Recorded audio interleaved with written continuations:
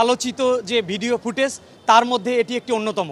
সরাসরি এই পুলিশ সদস্য তার পেটের ভিতর গুলি করে ঘটনাস্থলেই এই ইমামুল হক যে ভিকটিম 19 বছর বয়সী মেধাবী ছাত্র, সে ঘটনাস্থলেই নিহত হয়। তার ভাই মহিবুল হক 20 বছর বয়সী আপন ভাই, উনি এই মামলাটি শাহবাগ থানায় দায়ের করেন। আজকে সেই আসামিকে গ্রেপ্তার করে বিজ্ঞ আদালতে ওঠানো হয়। প্রসিকিউশন পক্ষে 10 দিনের রিমান্ড চাওয়া হয়।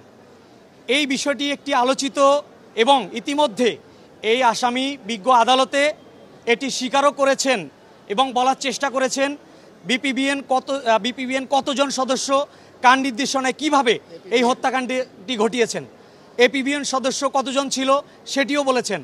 বিজ্ঞ আদালতে আমরা এই আলোচিত হত্যাকাণ্ডের ব্যাপারে আমরা যে রিমান্ড ফরওয়ার্ডিং ছিল 10 দিনের, সেটির ব্যাপারে বিজ্ঞ আদালতকে উপস্থাপন করি, শুনানি করি। এই ঘটনার তার যে গুলির শব্দ, যে গুলির জোর, যেভাবে আজকে ভিকটিম হয়ে যেভাবে ঘটনাস্থলে নিহত হয়েছেন, এর উস্কানিদাতা মদতদাতাদের খুঁজে বের করা অত্যন্ত আবশ্যক। এবং যে গুলিটি হয়েছে, যেভাবে নিহতের ঘটনা হয়েছে, সেটি কিন্তু আপনাদের মাধ্যমে আমরা দেখেছি। এজন্য বিজ্ঞ আদালতে আমরা উপস্থাপন করি এবং বিজ্ঞ আদালতকে বলি যে হুজুর আদালত এই মামলার সাথে যারা মদতদাতা উস্কানিদাতা যে সদস্যগুলো ছিল এবং চানখারপুলে সকাল 9টায় যেভাবে এখানে গোলাগুলির শব্দ হয়েছে, মানুষ নিহত হয়েছে, এই মামলায় অবশ্যই সর্বোচ্চ রিমান্ড দেওয়া আবশ্যক। এজন্যই বিজ্ঞ আদালত রাষ্ট্রপক্ষে সন্তুষ্টি সাপেক্ষে এই আসামির ব্যাপারে 3 দিনের রিমান্ড মঞ্জুর করেন। সুজন হোসেন। সুজন হোসেন সরাসরি এই হত্যাকাণ্ডের সাথে জড়িত।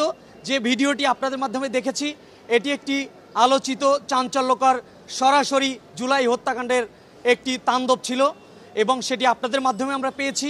তাই প্রসিকিউশন পক্ষে আমরা জোর দাবি দিয়ে 10 দিনের রিমান্ড চেয়েছিলাম, কিন্তু বিজ্ঞ আদালত সন্তুষ্ট হয়ে 3 দিনের রিমান্ড মঞ্জুর করেছেন।